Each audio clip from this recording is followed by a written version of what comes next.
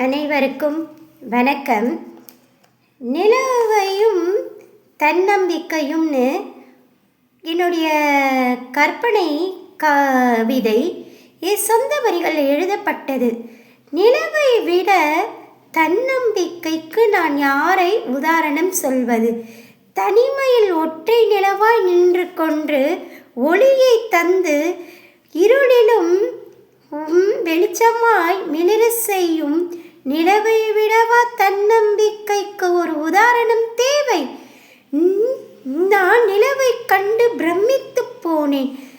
தனிமையில் தன்னம்பிக்கையுடன் ஜொலித்து ஒளிமயமாய் பிரகாசமாய் ஒற்றை நிலவு நம் மனதை பறிக்கின்றன அல்லவா? இது பிரமிக்கக்கூடியதல்லவா? நாமும் ஏன் நிலவை போல பிரகாசிக்க முடியும்? தன்னம்பிக்கை இருந்தால் மட்டும் போதும். தனிமையில் ஏன் பாடி வதங்க வேண்டும்? தன்னம்பிக்கையுடன் போராடினால் உங்கள் வாழ்க்கையிலும் ஒளிமயமான எதிர்காலம் அமையும். ஒற்றை நிலவாய் நின்று கொண்டு சுத்தி இருக்கும் நட்சத்திரத்திற்கும் ஒளியை கொண்டு இருளிலும் நமக்கு வெளிச்சம் தந்து பாதுகாக்கும் நிலவை விடவா உதாரணம் நான் தன்னம்பிக்கைக்கு தர வேண்டும்? நிலவை கண்டு நான் நம்பிக்கையை வளர்த்து கொண்டேன்.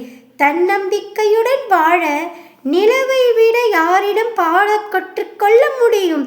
வாழ்வில் பிரகாசமாய் ஜொலிக்க நிலவை போல வெண்மை உள்ளம் கொண்டிருந்தால் போதும்.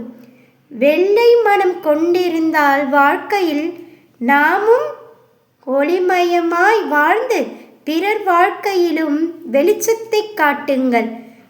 வெள்ளை உள்ளம் மட்டுமே இங்கு அமைதியை பெருக்கும், ஆயுளை கூட்டும்.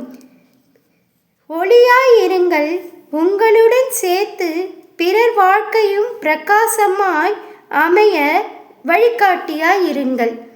பிரகாசமாய் ஜொலிக்க நீங்கள் உங்கள் வாழ்வில் தன்னம்பிக்கையுடன் மிளர தயாராகுங்கள். தன்னம்பிக்கைக்கு நிலவை விட உதாரணம் வேறு எதுவும் இருந்துவிட முடியாது. ஒற்றை நிலவாய் நின்று கொண்டு நமக்கு இருளிலும் ஒளியை தந்து தானும் ஆச்சரியப்பட வைக்கக்கூடிய ஒரு வெண்மை நிலா.